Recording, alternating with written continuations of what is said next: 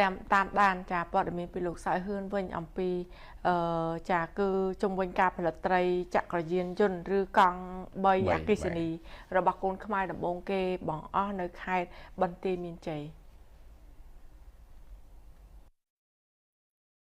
គួយកូនប្រុស2នាក់ទៀតបានផ្ដួចផ្ដើមផលិតត្រីចក្រយានយន្តអគ្គិសនីដំបងគេនៅកម្ពុជាលោករស់នៅភូមិចំការតាដោកឃុំឫស្សីក្រោកស្រុកមង្គលបុរីខេត្តបន្ទាយមានជ័យទទួលបានជោគជ័យដោយមានការចាប់អារម្មណ៍យ៉ាងខ្លាំងពីមហាជននិងប្រជាជនកម្ពុជា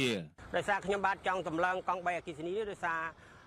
ស្រុកទេសយើងកំពុងជួបបញ្ហាហើយសាំងឡើងថ្លៃអញ្ចឹងក៏ខ្ញុំបាទគិតជាមួយកូន2នាក់ទៀតហើយក៏រួមគណិតគ្នាដើម្បីធ្វើកង់3អគ្គិសនីឡើងនិយាយរួមយើងគូប្លង់ហើយទុកចោល1ឆ្នាំសិនក្រោយពីទុកចោលហើយយើងស្រាវជ្រាវពីព័ត៌មានផ្សេងដើម្បីឲ្យបានច្រើនហើយបានយើងចាប់ផ្ដើមតម្លើងពេលដែលយើងតម្លើងហើយយើងមានការពិសោធន៍ហើយបានជោគជ័យឥឡូវម៉ោងនេះយើងបានជោគជ័យច្រើនមិនធ្លាប់មានលោកបានបង្ហាញជុំវិញបច្ចេកទេសនៃការផលិតនេះថាកង់3យើងខ្ញុំអាចបានយកទៅដាំបាយយកបូមទឹកយកទៅផ្សារដែកធ្វើអីក៏បានដែរគ្រប់យ៉ាងតែសំខាន់បំផុតនោះបងប្អូនដែលមានលុយគឺទិញសម្ភារៈបន្ថែមនិយាយពីបច្ចេកទេសនេះវិញយើងប្រើអគ្គិសនីនេះយ៉ាងម៉េចដែរហើយប្រើបានប្រហែលគីឡូសាក់ម្ដងអាពេញហ្នឹងយើងរត់ទៅបានពេលថ្ងៃបានប្រហែលគីឡូពេលយប់បានប្រហែលដែរអាចរៀបរាប់ពីលក្ខណៈបច្ចេកទេសនៃការពេលយើងសាក់ម្ដងយើងបានដល់ទៅ230គីឡូហើយសូឡានៅខាងលើនេះគឺជាបន្ថែមទេបន្ថែមដើម្បីឲ្យបានជំនួយហើយយើងអាចមានថ្ងៃយើងអាចបន្ថែមបានដល់ទៅពី25គីឡូទៅ30គីឡូបន្ថែមដោយសារសូឡាពីលើនេះតែយើងសាកម្ដងបាន230គីឡូបូករួមទាំងអស់អាចបាន250គីឡូអញ្ចឹងមានន័យថាអគុយនោះដូចអគុយឡានគេហៅថាឡាន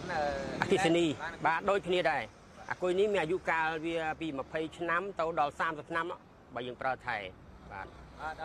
យើងសាកហ្នឹងសាកភ្លើងធម្មតាឬក៏មានបាប់សាកខុសពីឡានយ៉ាងម៉េចដែរបាទយើងមានបច្ចេកទេសច្រើនយ៉ាងណាស់យើងបើកសិទ្ធឲ្យបងប្អូនប្រជាពលរដ្ឋសាកនៅផ្ទះក៏បានយើងមានឧបករណ៍ផ្សេងទៀតបំពាក់ឲ្យសាកជាមួយឡានក៏បានដែរតែយើងត្រូវទិញឧបករណ៍ថែមទៀតដើម្បីសាកជាមួយអាកន្លែងអគ្គិសនីពួកឡានអគ្គិសនីណាលក្ខណៈបច្ចេកទេសរបស់វានេះយើងប្រើភ្លើងទូចទេបងប្អូនខ្លះថាភ្លើងអត់ភ្លឺតាមពិតភ្លើងនេះពិសេសបំផុតទូចមែនតែភ្លឺខ្លាំងហើយចំណុចពិសេសខាងក្នុងទៀតនេះមានគប់ផ្ដាច់នេះកាលណាយើងជន់ប្រាំងហើយក៏ដាច់ដែរហើយគប់ផ្ដាច់នេះសម្រាប់មានហានិភ័យភ្លើងឆេះអីប្រការណាមួយដូចជាឡានអគ្គិសឡានរាល់ថ្ងៃនេះកន្លងមកផ្ដាច់ចរន្តអគ្គិសនីអត់ដាច់អញ្ចឹងឲ្យធ្វើឲ្យវាឆេះលឿនបំផុតអញ្ចឹងបងប្អូន